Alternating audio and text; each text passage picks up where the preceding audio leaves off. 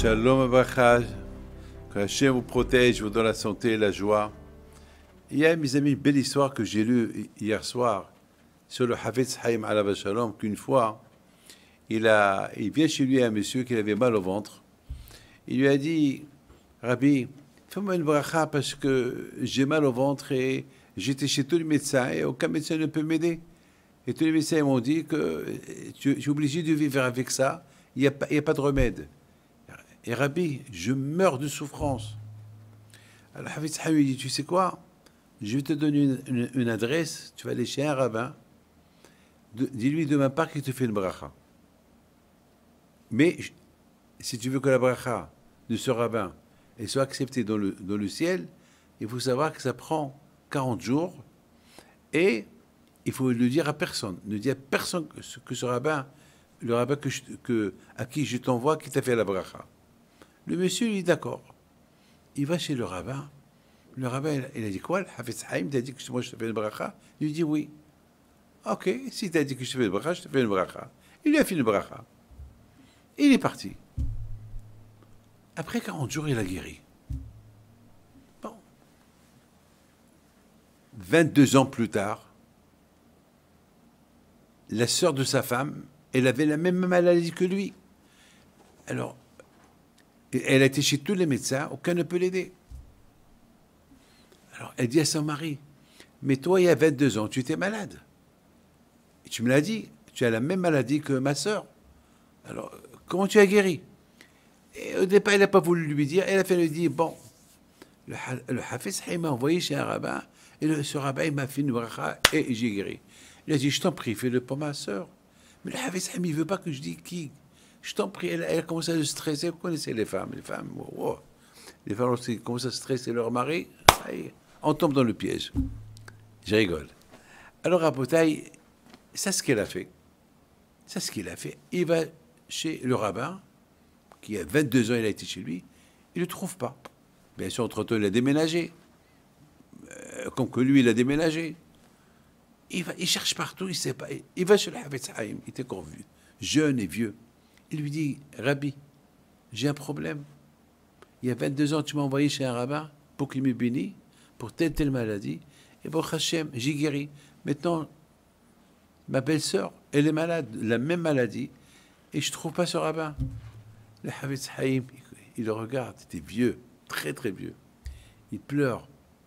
Il a dit, mais tu as guéri après combien de jours? Il a dit, ben, tu m'avais dit qu'après 40 jours, j'allais guérir. Et effectivement, c'est ce qui s'est passé. Le Hafetz Haïm, il a commencé à pleurer. Il a dit, je suis vieux là, je ne peux pas jeûner encore 40 jours. Je l'ai fait pour toi. J'ai jeûné pour toi 40 jours pour que tu guéris. Regardez, mes amis, le Hafetz Haïm, combien il est tzaddik. En général, quelqu'un aujourd'hui qui guérit quelqu'un, il veut que tout le monde sait que c'est grâce à sa bracha qu'elle a été guérie.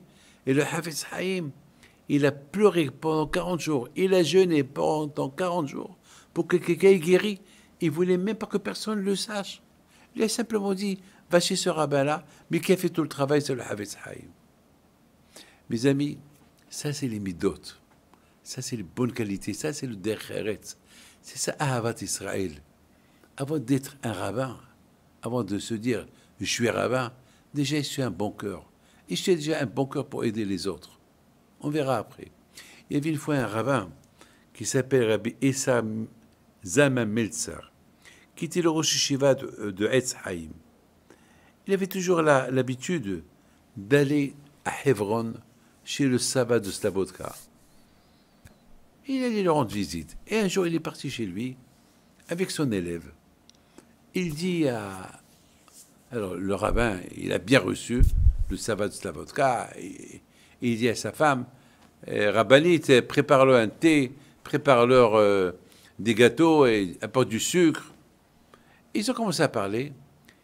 Et le Rav Essar Zalman Meltzer, il dit au Sava de Slabodka, ça c'est mon élève, c'est le meilleur élève que j'ai à la yeshiva.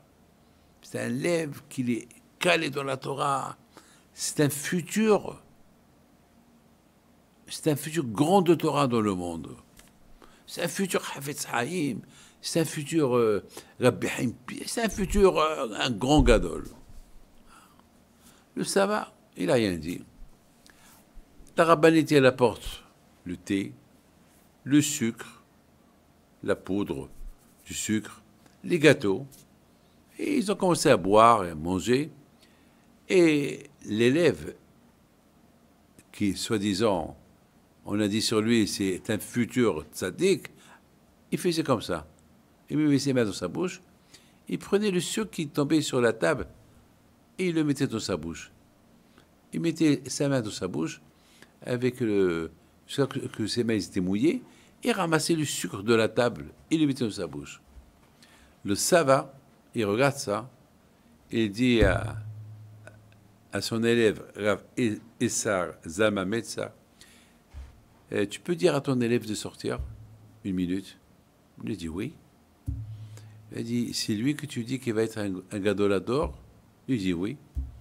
Et mon fils, pour être un gadolador, pour être un grand de la génération, il faut qu'il ait des bonnes midotes. Il faut qu'il ait des bonnes qualités. Parce qu'on n'acquiert la Torah qu'avec des bonnes qualités. Mais la façon comment je le vois, il met sa main dans sa bouche et réunit, il fait coller le sucre dans ses mains et le met dans sa bouche, c'est pas poli.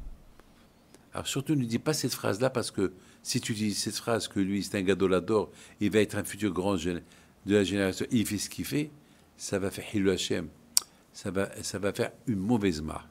Tout d'abord mon fils, prends-le, éduque-le pour qu'il soit poli. Parce que devant les gens, on ne peut pas faire ça. Est-ce que devant un roi, toi, tu vas mettre tes mains, si le roi il te donne du sucre, et il y a un peu de sucre qui tombe sur la table, tu vas mettre tes mains mouillées sur le sucre que tu mets dans ta bouche, devant le roi? Bien sûr que non. Alors, la Torah, c'est le roi. La Torah, c'est ça. On ne peut pas faire ça. Mes amis, avant d'être un grand de la génération, il faut des bonnes qualités. Que Dieu vous protège. Amen.